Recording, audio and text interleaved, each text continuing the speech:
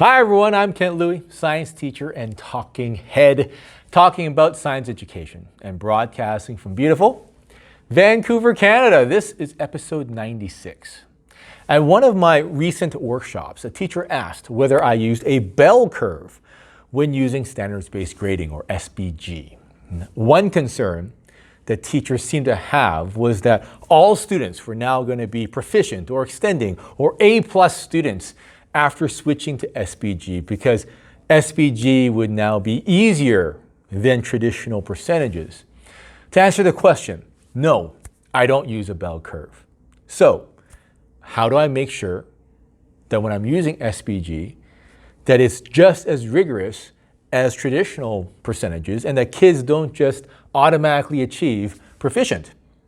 What I have to do is I have to have very clear and very high standards, which I'll talk about in a second. But before I continue, handouts for this episode are available at realsciencechallenge.com/EP96.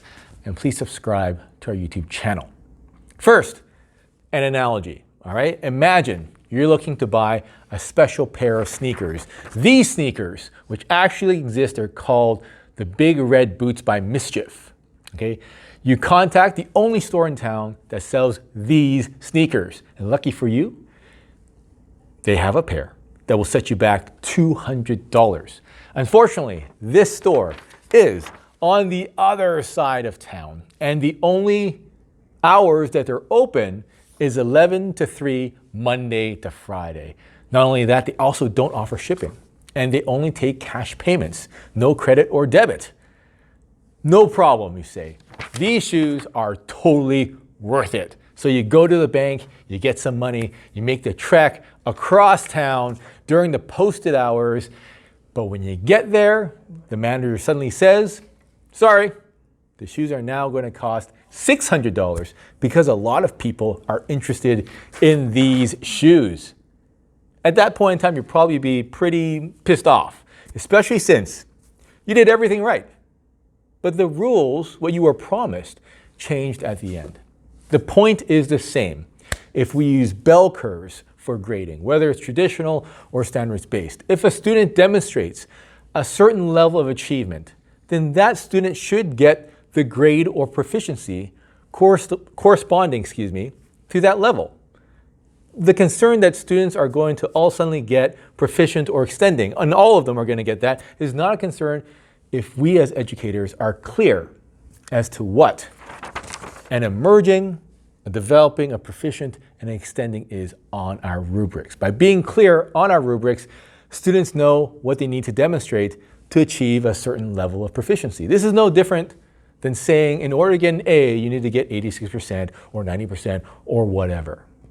Unfortunately, rubrics like this one offer very little detail, and as a result, students are confused. Teachers are confused as to what a proficient or extending looks like, especially since, according to this, they only differ by one word. And therefore, this leads to the misconception that proficient is very easy to attain. However, let's say a whole bunch of students are able to get proficient or extending. Perhaps then, number one, the definition of proficient is too simple or not hashed out well enough, in which case, take some time to hash it out. Or it's also possible that number two, you just got a whole bunch of high-performing students, high achievers in your class. And what's wrong with all of them achieving a high score, especially if they worked hard at it? So, going forward, if you're using SBG, take some time to set out your expectations clearly and communicate them to your students. For example, when it comes to hypothesis writing, I use an if, then, because, however template. All right, this is what it looks like. All right, so if a student gives me just an if statement and nothing else, no other specific details, then the student is emerging. If a student gives me an if, then statement that's fairly detailed, then they would be developing. If they provide a scientific explanation on top of that, then they're proficient. And if they provide an alternate possibility on top, then they're extending. So if they say, if this, then this happens because of this. However, it's also possible, if they said all that, they're extending. I go over this rubric regularly and model these expectations in class with my students. And once again, students are clear as to the expectations, and the expectations are high enough that I feel confident that a proficient student is actually proficient at this skill. I will include this rubric and this sample test in the handouts to this video. That's it for this episode. Please smash the like or subscribe button or leave a comment below. Handouts once again are at realsciencechallenge.com/EP96. Thanks for watching. And let's talk science education again soon.